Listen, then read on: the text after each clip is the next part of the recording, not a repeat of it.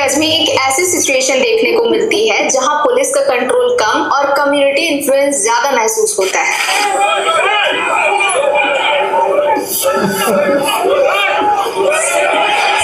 अच्छा, यहाँ पे मुसलमानों के सामने इनकी सीताएं लेट रही हो वो एक अलग मामला है। भाई साहब, इनका ये हालात हुए हुए कि वहां पे भगवान भी नहीं बचाने आ रहे। ये लोग बोलते हैं हमारा पीएम रहा, हमारा सीएम रहा। और सोनिक वोनिक क्या नाम था, सोनिक गेम का कैरेक्टर, वो अजीत जिसके दांत बाहर थे, लूनी टून्स वाला, वो भी नहीं बचा पाए। और घुस के पहले इनके मंदिरों के अंदर इनको अड़वों को। ये कोई कॉन्स्पिरेसी थ्योरी नहीं है, ये एक पैटर्न है जो सालों में धीरे धीरे बना है। और अगर आप इस पैटर्न को समझेंगे तो आपको समझ आएगा कि ये सिर्फ ब्रिटेन की कहानी नहीं है। आइए समझते हैं इस पूरी कहानी को इस वीडियो में।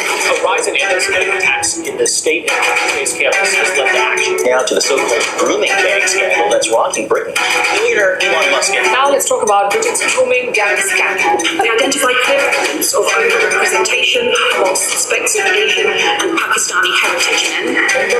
Leicester walks around the Hindu temple inspecting and video shows hundreds surrounding the temple. Movie टेढ़ा है। आज ब्रिटेन के कुछ शहरों में जो हो रहा है, जहां पाकिस्तानी ओरिजिन के मुस्लिम ग्रुप्स अपना अलग इकोसिस्टम बना चुके हैं, ये कोई अचानक हुआ चेंज नहीं है। इसकी कहानी बहुत पहले शुरू हो चुकी थी और इंटरेस्टिंग बात ये है कि इसकी शुरुआत खुद ब्रिटेन ने ही की थी। 1900s के आसपास बंगाल ब्रिटिश के लिए सबसे बड़ा प्रॉब्लम बन गया था। अनुशीलन समिति और जुगांतर जैसे ग्रुप्स सीधा ब्रिटिश राज को चैलेंज कर रहे थे, लेकिन ब्रिटिश को इन लोगों से उतना डर नहीं था जितना उन्हें एक चीज से था, यूनिटी से। उन्हें समझ आ गया था कि अगर हिंदू और मुस्लिम एक साथ खड़े हो गए तो उनका कंट्रोल टिक नहीं पाएगा। इसलिए पहली बात तो इस पजीतन को पढ़ने की जरूरत है। ट्रस्ट में सीता के, अगर ये सीता के माता के 10 सुराग जो रावण कर गया तो उससे निकलने की सबसे ज्यादा जरूरत है। उनको यूनिटी की जरूरत बताओ क्या थी? उनको ये था कि अगर ब्रिटिश का जो गोरे थे वो जूते खा के आ रहे थे अफगानिस्तान से, उन्होंने कहा अगर इधर सब कॉन्टिनेंट का मुसलमान एक साथ रहा तो ये हमें तो छोड़ो, हम तो वैसे ही बाहर से आए हुए, हमें पेल पाल के डालो निकालो करके अणवों की बारी होगी। तो ये जो पाकिस्तान और इंडिया और ये जो टुकड़े हुए बांग्लादेश बना, इसमें मैं ये समझता हूँ मुसलमानों का नुकसान हुआ। अभी हम मुसलमानों की तादाद कितनी होती, इन अणवों को घुस के इनके 33 कोटि भगवानों के पास 1000 अफसरिया योजना के तहत ऊपर भेज देते। तो ये डिवाइड जो करा है, मुसलमान डिवाइड हुआ है, हिंदू तो गुलाम है। बताओ मेरे को एक बात, मेरे को बताओ, इंडिया पाकिस्तान बनते हुए हिंदुओं का क्या रोल है? हिंदू तो गुलाम था भाई, वो तो उसने तो इसमें जीना सीख लिया था। ये तो झटके का वो मुसलमानों को डेंट करने के चक्कर में गोरा मुसलमानों के टुकड़े करके गए तो इनके पास एक लैंड आ गया। हालांकि ताहयात नहीं है, गजवा इनमें तो ये भी सफाई है इसकी भी, लेकिन कुछ टाइम के लिए इनको लैंड दे गया। तुम्हारा तो ना भाई 3 में ना 13 में, तुम्हारे में कौन है फ्रीडम फाइटर? कौन आज तक लड़ा है? तो सरेंडर करने वाले या बहन बेटियां पेश करने वाले हो, जैसा यूके में भी हो रहा है। उन्होंने एक सिंपल स्ट्रैटेजी चूज की, लोगों को अलग करो। यहीं से डिवाइड एंड रूल शुरू होता है। ब्रिटिश ने रिलीजन को पॉलिटिक्स का टूल बना दिया। हिंदू और मुस्लिम के बीच जो डिफरेंसेस थे उन्हें हाईलाइट करके एक पॉलिटिकल आइडेंटिटी बना दी गई। धीरे धीरे लोग अपने आप को एक देश के लोग नहीं बल्कि अलग अलग रिलीजियस ग्रुप्स के रूप में देखने लगे। इसी फेज में सर सैयद अहमद खान का रोल आता है। उन्होंने मुस्लिम्स को ये समझाया कि ब्रिटिश के साथ रहना उनके लिए सेफ है और हिंदू मूवमेंट से दूर रहना चाहिए। ये टोटल इसने फेक ट्रस्ट मी सीता से ही निकाला है, जो चूहे पे उड़ने वाली कहानियां जिन किताबों में लिखी हुई है वहां से निकाला है। ब्रिटिश के प्लान को और स्ट्रॉन्ग कर देती है क्योंकि अब मुस्लिम पॉलिटिकल आइडेंटिटी अलग से शेप होने लगती है। फिर ब्रिटिश ने इस सोच को और पुश किया। 1875 में मुहम्मदन एंग्लो ओरिएंटल कॉलेज बनाया गया जो बाद में अलीगढ़ मुस्लिम यूनिवर्सिटी बना। ये सिर्फ पढ़ाई की जगह नहीं थी बल्कि एक ऐसी जगह थी जहां से मुस्लिम पॉलिटिकल आइडेंटिटी और ऑर्गेनाइज्ड होने लगी। 1906 में सिमला डेप्यूटेशन होता है जहां मुस्लिम लीडर्स डिमांड करते हैं कि उनके लिए अलग वोटिंग हो, मतलब मुस्लिम वोटर्स सिर्फ मुस्लिम कैंडिडेट्स को वोट करें। ब्रिटिश तुरंत मान जाते हैं क्योंकि अब पॉलिटिक्स को रिलीजन के बेसिस पर परमानेंटली डिवाइड करना इजी हो गया था। इसी साल मुस्लिम लीग बनती है। इस गंदे मुंह वाली पजीतन से बंदा ये पूछे, क्या जो वहां पे इंडिया में जो मुसलमान रह गए वो दिन रात अपनी लॉयल्टी प्रूफ करते हैं या नहीं करते? वो मुर्तद हुए नहीं हुए? जो इस साइड पे आ गए पाकिस्तान में वो तो आज पक्के ईमान के साथ रह रहे, ईद अपनी मनाते, बकरा ईद मनाते, गाय माता खाते, छोटी बड़ी दुकान हर जगह बीफ मिलता है। तो जो वहां रही है वो इस चीज से महरूम है। थी ना भाई मुश्किलात, चलो अगर फॉर एग्जाम्पल इसकी मान ले भाई ये सर सैयद भी गोरों का एजेंट था, तो क्या आज जो इंडिया जो इशू फेस कर रहा है ये उस टाइप नहीं होगे? या ये पाकिस्तान बनने के बाद, इंडिया बनने के बाद ये इशू वहां पे खत्म नहीं हुए? तो आज तक हिंदू मुस्लिम वाला मामला, पाकिस्तान देखो 100% मुस्लिम किसी के बाप में दम नहीं घुस के पेल देता भारत माता को। और प्लस रिलीजियस फ्रीडम जो है वो खुली है कि पाकिस्तान में, इंडिया में नहीं है। तो ये फर्क हैगा, ये इसका चूरन बिकेगा नहीं ज्यादा जब ग्राउंड रियलिटी की बात आएगी, जो मुस्लिम पॉलिटिकल रिप्रेजेंटेशन का मेन सेंटर बन जाती है। इसके बाद चीजें और फास्ट होती हैं। 1905 में बंगाल को हिंदू और मुस्लिम मेजॉरिटी एरियाज में तोड़ दिया जाता है। फिर 1909 में सेपरेट इलेक्टोरेट्स को लीगल बना दिया जाता है। नहीं तो एक बात मेरे को बताए, ये 1947 से पहले बंगाल के अंदर झगड़ा क्यों हुआ था हिंदू मुस्लिम का, अगर ये बड़े यूनिटी में रह रहे थे? अगर कोई पंचायत ही नहीं थी तो फड्डे फसाद क्यों हो रहे थे भाई? ये तो बोल रही है नैरेटिव इन्होंने चलाया गोरों ने या वो उनका एजेंट था।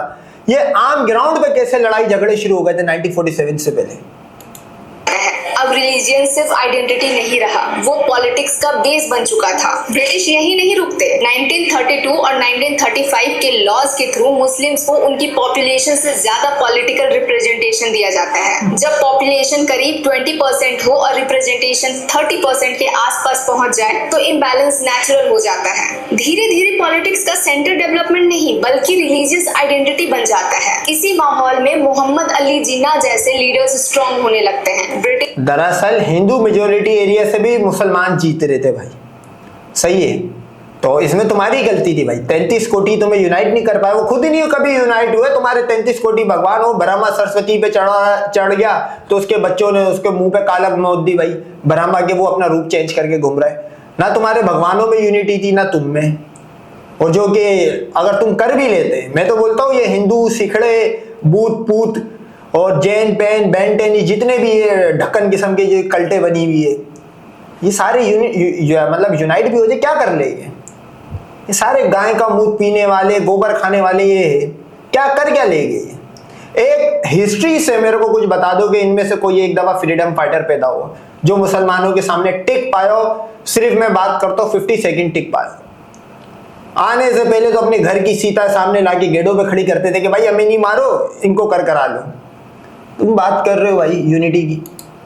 उन्हें इतना इंपॉर्टेंस देते हैं कि वो कांग्रेस के इक्वल खड़े हो जाते हैं। धीरे धीरे मुस्लिम आइडेंटिटी को एक अलग नेशन के रूप में पुश किया जाता है जो आगे चलकर पाकिस्तान के क्रिएशन तक पहुंचता है। 1946 में डायरेक्ट एक्शन डे आता है और कलकत्ता में कुछ ही दिनों में 10,000 से ज्यादा लोग मर जाते हैं, हजारों इंजर्ड होते हैं और लगभग 50,000 लोग बेघर हो जाते हैं। ब्रिटिश को पता था कि सिचुएशन वायलेंट हो सकती है, लेकिन उन्होंने स्ट्रॉन्ग एक्शन नहीं लिया क्योंकि डिवाइड ऑलरेडी डीप हो चुका था। अब सबसे इंपॉर्टेंट बात यह है कि यहाँ सिर्फ लोग अलग नहीं हुए बल्कि एक सोच सेट हो गई जहाँ मुस्लिम पॉलिटिकल आइडेंटिटी एक सेपरेट ब्लॉक के रूप में स्टैब्लिश हो गई। और जब एक बार ये आइडेंटिटी इतनी स्ट्रांग हो जाती है तो ये सिर्फ एक देश तक लिमिटेड नहीं रहती। जब लोग माइग्रेट करते हैं तो वो सिर्फ अपना घर नहीं ले जाते, वो अपनी आइडेंटिटी और अपनी ग्रुपिंग का तरीका भी साथ ले जाते हैं। और ब्रिटेन में यही चीज धीरे धीरे ग्राउंड पर दिखने लगी। सेकेंड वर्ल्ड वॉर के बाद ब्रिटेन की कंडीशन बहुत खराब थी। शहर टूट चुके थे, फैक्ट्रीज बंद पड़ी थी और सबसे बड़ी प्रॉब्लम थी काम करने वाले लोगों की कमी।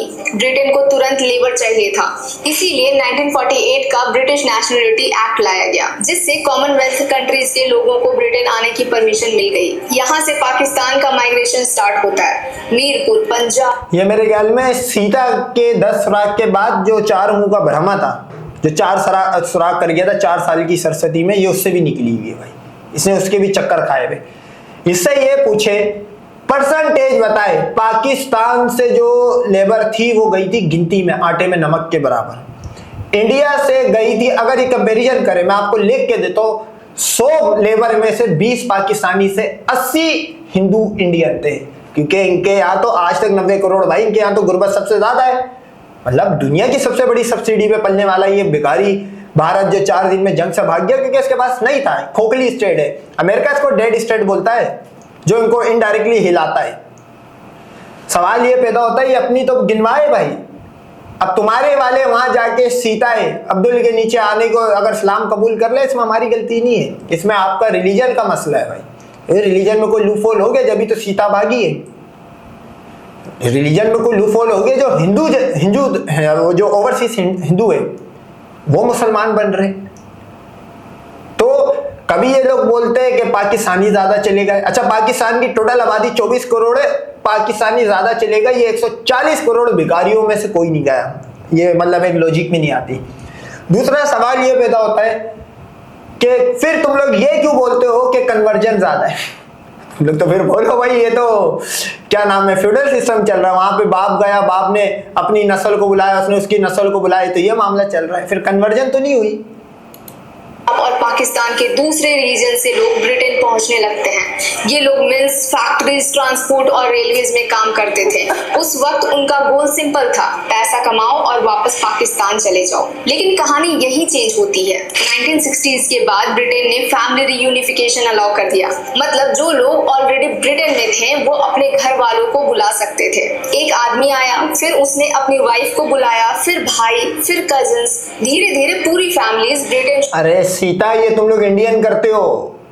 ये अभी अमेरिका ने तुम पे B2 वाले वीजे पे पाबंदी लगाई है। इसी तरह ब्रिटेन में तुम्हें पजीत कह के क्यों बुलाते। तुम्हारा एक बंदा, एक अंडवा आ जाए, एक गरीब आता है, जैसे आपने सुना है ना कि 2 गरीब की शादी हो तो 4 गरीब पैदा होते हैं। एक गरीब कमाने आता है इंडिया में से, वो अपने साथ फिर बाद में बुलाता है 10 गरीब। इस तरह गरीब कर करके बुला बुला के मैनचेस्टर जो है वो ऑफिशियलाइज इन्होंने बैंकरप्ट कर दिया भाई। मैनचेस्टर बैंकरप्ट कर दिया था। ऐसे फकीर को उनके बचे ये लोग शिफ्ट होने लगती है। यहीं से माइग्रेशन टेम्पररी नहीं परमानेंट बन जाता है। अब ये सिर्फ इंडिविजुअल्स का माइग्रेशन नहीं था, ये पाकिस्तानी कम्युनिटीज का रीलोकेशन था। एक आदमी ने जगह बनाई और फिर उसने अपनी पूरी कम्युनिटी को वहीं सेटल कर दिया। अच्छा चल, तेरे अकॉर्डिंग ये भी है तो हम तो फिर भी रिस्पेक्टेड है भाई, क्योंकि वहां पे शुमालियन और पता नहीं कहाँ के मुसलमान है, मुझे भी नहीं पता। इतनी कंट्रीज भी तो हमारी ज्यादा, सोचो इनके 33 कोटि भगवान थे।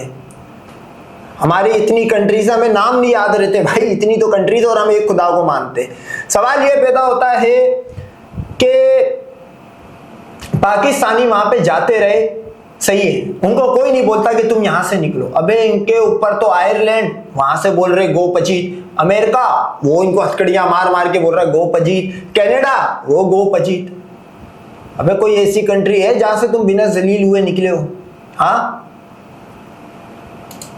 इसी वजह से कुछ शहरों में पाकिस्तानी मुस्लिम पॉपुलेशन एक जगह कंसंट्रेट होने लगती है। ब्रैडफोर्ड, बर्मिंघम, रॉचडेल, लुटन, ओल्डहैम जैसे एरियाज धीरे धीरे पाकिस्तानी मुस्लिम डोमिनेटेड जोन्स बन गए। 2021 तक ब्रिटेन में लगभग 17 लाख पाकिस्तानी ओरिजिन के लोग रह रहे हैं। ब्रैडफोर्ड जैसे शहरों में ये पॉपुलेशन 25 से 27% तक पहुंच चुकी है। जब एक जगह इतने ज्यादा लोग एक ही बैग। अच्छा, ब्रिटेन जो है ना वो दुनिया भर के मुसलमानों को क्यों अपने पास बुलाता है? देखो इनकी अपनी तादाद बहुत कम है, सही है। अभी जंग हुई थी रशिया की, मैन पावर की कमी की वजह से रशिया अभी तक लड़ रहा है एक झांटू से, एक कंट्री से, यूक्रेन से। मिसाइल भी बहुत है, दुनिया में सबसे ज्यादा न्यूक्लियर रख के बैठा हुआ है, ड्रोन भी बहुत, फाइटर जेट भी बहुत। नहीं, ये तो मैन पावर नहीं है। ये इनके अंडवों को बुला के वो उसने भेजा। अच्छा, इनके जो अंडवे थे भाई, जो लड़ वक्त बुलाए थे, जो सीता के थे, वो जंगों से घूम घूम के आ रहे थे, मतलब वो पीठ फेर रहे थे, वो डर रहे थे। ब्रिटेन चूंकि मुसलमानों का ढसा हुआ है, अफगानिस्तान में इसको कूट पड़ी, इसने कह दिया भाई मुसलमान जो लड़ता है ना, आप नोट करो इनकी पुलिस, लोकल पुलिस की बात करो, मुसलमान भरा हुआ है। आर्मी में मुसलमान, नेवी में मुसलमान, एयरफोर्स में मुसलमान, मेयर मुसलमान, हर जगह मुसलमानों को इस वजह से बिठाया हुआ है क्योंकि मुसलमान जो है जिस जगह पे लड़ता है पूरा ही लड़ता है भाई। ये तो अल्लाह माफ करे, इनकी गोरे को पूरी पता है क्योंकि गोरा इन पर राज करके गए, गोरों के गुलाम थे। इनको पता है ये वक्त आने पे जब अपने घर की सीता सरस्वतियां ला सकते तो ये हमें भी यूं छोड़ के भागेगी भारत की तरफ। आप नोट करो, दुनिया में कहीं भी जंग होती है ना तो पाकिस्तान का आता ना दुनिया में किसी कंट्री का आता कि बंदे फंस गए। यूक्रेन रशिया की जंग हुई, यूक्रेन में अडवे फंस गए। ये हर जगह तो भीख मांगने जाते भाई, हर जगह टॉयलेट साफ करने की नौकरी में अडवा दिखेगा, हिंदू दिखेगा। और ये बात कर रही है पाकिस्तान की भाई। ग्राउंड के हो जाते हैं तो वो नेचुरली अपना अलग स्ट्रक्चर बना लेते हैं, फिर वहां अपनी हलाल शॉप्स खुलती हैं, अपने मदरसा बनते हैं, अपने रिलीजियस सेंटर्स बनते हैं। धीरे धीरे उन्हें बाहर के लोगों पर डिपेंड रहने की जरूरत कम हो जाती है। ये मिक्स होना नहीं है, ये अलग रहना है। इसी बीच ब्रिटेन ने मल्टीकल्चरल पॉलिसी अडॉप्ट की। आइडिया ये था कि हर कम्युनिटी अपने कल्चर के साथ रह सकती है, लेकिन ग्राउंड पर इसका इफेक्ट ये हुआ कि कम्युनिटीज और ज्यादा क्लोज्ड हो गई। जो सेकेंड और थर्ड जनरेशन ब्रिटेन में पैदा हुई, उनकी लाइफ दो अलग वर्ल्ड्स में चलने लगी। घर के अंदर पाकिस्तानी मुस्लिम आइडेंटिटी स्ट्रॉन्ग थी, बाहर ब्रिटिश सोसाइटी थी। इस क्लैश में लोग अपने ही ग्रुप के अंदर और टाइट हो गए। धीरे धीरे कुछ एरियाज ऐसे बन गए जहां लैंग्वेज अलग, कल्चर अलग और सोशल बिहेवियर भी अलग दिखने लगा। आउटसाइडर्स के लिए वहां एडजस्ट करना मुश्किल होने लगा। ये सिर्फ माइग्रेशन नहीं था, ये धीरे धीरे पाकिस्तानी मुस्लिम डोमिनेटेड क्लस्टर्स का फॉर्मेशन था, जहां सिर्फ आइडेंटिटी पर्सनल नहीं कलेक्टिव स्ट्रेंथ बन गई। और जब लोग एक जगह एक ही आइडेंटिटी के बेसिस पर इतनी, ये मेरे ख्याल में गाय का मूत पी के और उसके बाद इसने नियोग करवाया। अगर ये निहार मुंह नियोग करवाती तो इसका दिमाग हिला बनी होता। अबे भाई, रिफ्यूजीज तुम्हारे ज्यादा है, तुम भीख मारे। दुनिया की कोई ऐसी कंट्री बताओ जहां से तुम्हें जलील करके ना भेजा जा रहा हो। अरब में मुसलमानों के, पूरे गल्फ के अंदर वॉशरूम साफ करने वाले ये फकीर के बच्चे, इंडियन हिंदू। यूके में ये, तो तुम लोग ज्यादा हो भाई वहां पे उन कंट्रीज में भिखारीपन में। मुसलमानों को तो उनको बुलाना अपनी मजबूरी है भाई। वो यूके जो है उसने राज करा हुआ है, वो रग रग से वाकिफ है तुम्हारी, तुम क्या चीज हो। जब भी तुम्हें आज तक इज्जत नहीं मिली भाई। गो पजीत कोकोनट। स्ट्रॉन्ग ग्रुपिंग बना लेते हैं तो बात सिर्फ रहने तक नहीं रहती। धीरे धीरे ये ग्रुपिंग इन्फ्लुएंस में बदलने लगती है, और जब आइडेंटिटी एक साथ मिलकर स्ट्रेंथ बन जाती है तो बात सिर्फ रहने तक नहीं रहती। धीरे धीरे वो इन्फ्लुएंस में बदलने लगती है, और जब इन्फ्लुएंस बढ़ता है तो कंट्रोल धीरे धीरे हाथ से निकलने लगता है। शुरू में सब नॉर्मल लगता है, लोग अपने लोगों के साथ रहते हैं, अपनी लैंग्वेज, अपनी दुकान, अपनी जगह। लेकिन प्रॉब्लम तब शुरू होती है जब उन एरियाज के अंदर क्या हो रहा है वो बाहर के लोगों को दिखना बंद हो जाता है। 2000 के आसपास ब्रिटेन के कुछ शहरों से एक अजीब पैटर्न सामने आने लगता है। रॉदरहैम, रॉचडेल, टेलफोर्ड जैसे एरियाज में छोटी लड़कियों के साथ गलत काम के केसेस बार बार सामने आने लगते हैं। पूरी दुनिया में, चलो मैं बोलता हूँ इंडिया है, इंडिया 100 करोड़ हिंदू रहते हैं, दुनिया के पहले नंबर पे आता है पेडो केसेस में। अब आप बोलोगे ब्रह्मा सरस्वती की देन है, वो तो देन है, आज तक आता है। कनाडा के अंदर यूट्यूब करो कि लड़कियों को, छोटी लड़कियों को, माइनर 10, 9, 8 ईयर की लड़कियों को मैसेज करते हैं मिलने के लिए इंडियन हिंदू। ये यूट्यूब पे वीडियो भी पड़ी हुई है और मैंने इस पे रिएक्शन वीडियोस भी बनाई हुई है। ये सिविक सेंस वाली प्लेलिस्ट में आपको मेरी दिख जाएगी। कनाडा के अंदर दुनिया भर से जितने पेडो केसेस आते हैं सारे हिंदू होते हैं। इसकी एक वजह है, देखो सीता पेडो 6 साल, सरस्वती, रुक्मणी, द्रौपदी, ये मेन स्ट्रीम के भगवान थे भाई जो मैं आपको गिनवा रहा हूं। ये लोग करते हैं भाई। ये कहां, कौन सी ट्रस्ट मी सीता नहीं है, ये इस टाइम खोल के बेटी में ट्रस्ट मी ब्रह्मा, जैसे ब्रह्मा ट्रस्ट करवा रहा था कि नहीं ये मेरी बेटी ही नहीं है। ये एक दो इंसिडेंट नहीं थे, ये सालों तक चलने वाला सिलसिला था। सिर्फ रोदरहैम में 1997 से 2013 के बीच लगभग 1400 लड़कियों का शोषण हुआ। टेलफोर्ड में भी करीब 1000 और 1400 केसेस के अंदर 1400 के 100 हिंदू थे भाई। 1400 के 100 हिंदू लड़के कर रहे थे काम। केसेस सामने आए, सब कुछ खुलेआम हो रहा था, फिर भी रुक नहीं रहा था। सबसे बड़ी बात ये थी कि अथॉरिटीज को सब पता था। लड़कियों के पेरेंट्स पुलिस के पास जा रहे थे, कंप्लेंट्स लिखवा रहे थे, सोशल वर्कर्स को बता रहे थे। पुलिस और लोकल अथॉरिटीज के पास पूरी जानकारी थी, फिर भी कोई स्ट्रॉन्ग एक्शन नहीं लिया गया। अच्छा, एक भी अखबार नहीं लगा पा रही है, समझ जाओ। एक भी न्यूज़पेपर का इसने नहीं लगाया। ये ट्रस्ट मी सीता का यही तो काम है, trustmeSita.com यही है भाई। सवाल ये है कि क्यों ग्राउंड पर काम करने वाले ऑफिसर्स को सीधा डर था। उन्हें लगता था कि अगर वो बोलेंगे कि ये गैंग्स पाकिस्तानी मुस्लिम बैकग्राउंड के हैं तो उन्हें रेसिस्ट बोल दिया जाएगा, उनकी जॉब खतरे में आ सकती थी। ये बात ऑफिशियल रिपोर्ट्स में भी सामने आई है कि बैकलैश के डर से एक्शन डिले किया गया। इसका सीधा इफेक्ट क्या हुआ? अच्छा, अगर ये था तो तुम्हें तो पजीत, काला, पता नहीं क्या क्या बोलते हैं, उनको तब क्यों नहीं रेसिस्ट का वो आता? ये भी चूरन नहीं बिका इसका। जब किसी ग्रुप को लगता है कि उस पर कोई हाथ नहीं डालेगा तो उसका हौसला बढ़ता है। यही हुआ, ये गैंग्स और ऑर्गेनाइज्ड हो गए। टारगेट्स भी क्लियर था, ऐसी लड़कियां जो कमजोर बैकग्राउंड से आती थी और जिनके पास स्ट्रॉन्ग सपोर्ट नहीं था, उन्हें फंसाया जाता था, उनका भरोसा जीत। टोटल इंडियन थे ये जिन्होंने ये काम काज करे, टोटल हिंदू थे। अच्छा, इंडियन के साथ भी हिंदू थे, क्योंकि इनके यहाँ तो वो भाई देवर भाभी जीजा साली बाप बेटी खुले आम में भगवानों तक में है ये तो जाता था और फिर उनके साथ गलत काम किया जाता था। ये सब एक पैटर्न के साथ चलता रहा। मीडिया ने भी इस बात को सीधा नहीं बोला। एशियन गैंग्स जैसे शब्द यूज किए गए। जब आप प्रॉब्लम को क्लियरली नाम नहीं देते तो लोगों को समझ ही नहीं आता कि असली प्रॉब्लम क्या है। इसी दौरान एक और चीज सामने आती है। 2014 के बाद लगभग 900 लोग ब्रिटेन से सीरिया और इराक गए आईसिस ज्वाइन करने के लिए। इनमें से अच्छा, ये जो जिहादी जोन आप सुन रहे होगे, जो ये इस तंजीम में ब्लैक फ्लैग में गए जिहादी जोन, मोहम्मद इमराजी नाम था। एक हिंदू कन्वर्ट हुआ था सिद्धराथ धार, कोलकाता का बंगाली था, वहां पे गया था, बाद में मुसलमान हो गया था, वो भी मुजाहिद बना। तो इसमें जो ये जिन जगहों के नाम बता रही है वहां पे तो हिंदू कन्वर्ट हुए मुसलमानों में भाई। काफी लोग उन्हीं एरिया से थे जहां अलग रहने की सोच स्ट्रांग हो चुकी थी। मतलब प्रॉब्लम सिर्फ क्राइम तक लिमिटेड नहीं रही, ये सोच का इशू बन गया। इसका असर और जगहों पर भी दिखने लगा। लेस्टर 2022 के क्लैशेस में हिंदू कम्युनिटीज टारगेट हुई। जीविश कम्युनिटीज ने, ये आप नोट करो, इनको घुस के सिखड़ों को अंदर पेला और ये यहाँ पे हिंदू मंदिर में घुसा हुआ ये मुजाहिद। सैल्यूट है इसको। राम कलुए को उसी तरह जलील करके फेंका। बुला अपने 33 कोटी भगवानों को। 33 कोटी यहाँ से भी भाग गए, जैसे जंग में भी भागे थे पाकिस्तान के सामने। एक हिंदू नहीं लड़ पाया। अब आपको पता लग रहा है ब्रिटेन मुसलमानों को क्यों रखता है। ये देख लो, ब्रिटेन को पता है भाई मैं भी नहीं कहीं ढसा हुआ हूं। मैंने भी एक दफा उंगली करी थी अफगानिस्तान में, मट्टी पलीत हुई थी फिर मेरी। ये देख लो कैसा घुस। अच्छा, ये जिस एरिया की बात हो रही है, इस एरिया में मुसलमान 1% था, सिखड़े और हिंदू मिला के 10% है। सबके भगवान से मुसलमान भगवानों का भगवान है भाई। भी अपनी सेफ्टी को लेकर कंसर्न्स उठाए। सिख ग्रुप्स ने भी आवाज उठाई। जब एक जगह चीजें इग्नोर होती हैं तो ये देख लो अनुभव, तुम्हारी ये औकात है। और गजवा इनमें हम तुम्हारे साथ इंडिया में भी घुस के यही करेंगे। ये तुम लोग इसका रिकैप देख लो।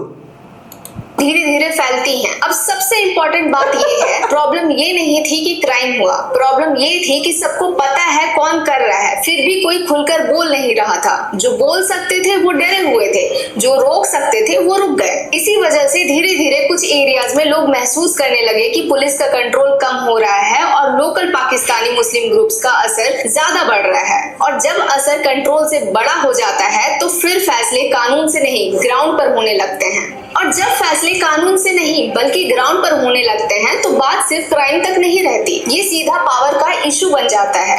अच्छा, ये अपने ऐसे ब्रिटेन को बोल रही है जैसे इसका इंडिया। अबे तुम वो भीख मंगो। मैं आपको लिख के बोलता हूँ, ये 5-10 हजार पे इस चैनल पे काम करती होगी। ये इनकी तनख्वाहें भी इतनी होती, जब भी तो ये किसी जगह पे जाके किसी भी कंट्री में किसी भी रिलीजन के बंदे को वॉशरूम साफ करने की नौकरी पकड़ते हैं। इसको वीजा मिले ये सबसे पहले भागेगी। यहाँ एक सिंपल चीज समझिए, जहाँ जहाँ पाकिस्तानी मुस्लिम पॉपुलेशन ज्यादा है वहाँ वहाँ वोटिंग भी एक डायरेक्शन में होती है। ब्रिटेन का इलेक्शन सिस्टम ऐसा है जहाँ कई सीट्स छोटे मार्जिन से डिसाइड होती है। अगर एक ग्रुप एक साथ वोट करे तो रिजल्ट आसानी से बदल सकता है। इसी वजह से धीरे धीरे पॉलिटिक्स। अच्छा, अब इसको हमारी यूनिटी से भी प्रॉब्लम है भाई। 33 कोटी जो थे ना वो बाकी 2 कोड़ी गए, या उनकी पोटी मुसलमानों ने निकाली है भाई, वो उनकी मर्जी। हमारे तो रिलीजन में यूनिटी है भाई। चाहे काला मुसलमान के साथ जुल्म हो रहा है तो गोरा मुसलमान घुस जाएगा। तुम्हारे यहाँ थोड़ी है सारी कालियों में से तुम हिंदू मायने काला गुलाब। तुम अगर कालों में अगर यूनिटी नहीं, हम क्या करें भाई। तुम्हारे तो भगवान आपस में कुत्ते की तरह लड़ रहे थे भाई। तुम्हारी कहानियों में महाभारत जैसी ढक्कन किस्म की कहानियों की जिसका कोई प्रूफ नहीं है, उसमें तुम्हारे भगवान आपस में लड़ रहे थे। तो एक आम अंडवे में जो सीता माता के 10 सुराग से निकला, जो रावण कर गया था, उसमें क्या यूनिटी होगी। पावर भी शिफ्ट होने लगती है।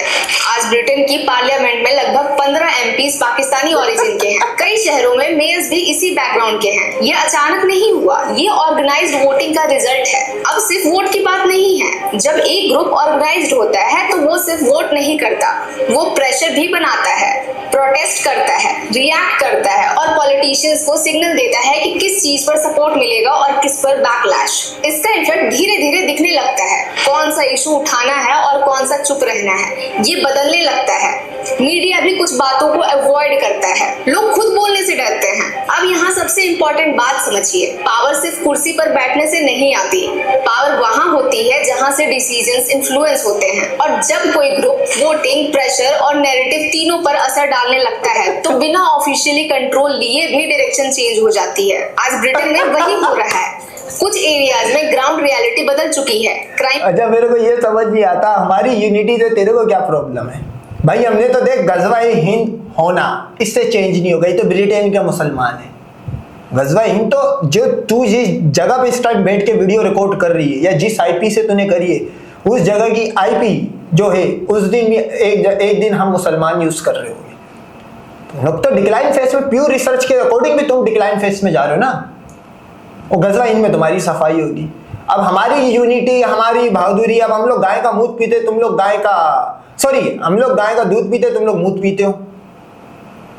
फर्क है ना भाई, हम लोग गाय खाते, तुम गाय का गोबर खाते हो। फर्क है भाई, है तो तुम लोग कर लो फिर। इग्नोर हुआ, आइडेंटिटी स्ट्रांग हुई, फिर वोटिंग एक तरफ गई और फिर पॉलिटिकल डिसीजंस पर असर दिखने लगा। और जब ये सब एक साथ होता है तो कैप्चर एक दिन में नहीं होता, ये धीरे धीरे होता है। पहले लोग अलग रहते हैं, फिर वो एक साथ वोट करते हैं, फिर वो प्रेशर बनाते हैं और फिर धीरे धीरे सिस्टम उनके हिसाब से एडजस्ट होने लगता है। इसीलिए आज ब्रिटेन की तो भाई अपने 33 कोटि भगवानों को बोलो आए उसी तरह चूहे बोलते हुए बैलेट बॉक्स भर के जाए, वोट डाल के जाए। कहानी सिर्फ माइग्रेशन या क्राइम की कहानी नहीं है। ये एक ऐसी कहानी है जहां धीरे धीरे कंट्रोल स्लिप होता गया। और सबसे बड़ी बात ये है कि ये सब बिना एक गोली चलाए हुआ। आपका इस बारे में क्या कहना है? हमारा इस बारे में यही है, तुम इस तरह की जलते जलते वीडियो बनाते रहो ताकि हमें भी कंटेंट मिलता जाए। मजा आया इसकी चीखें सुन के।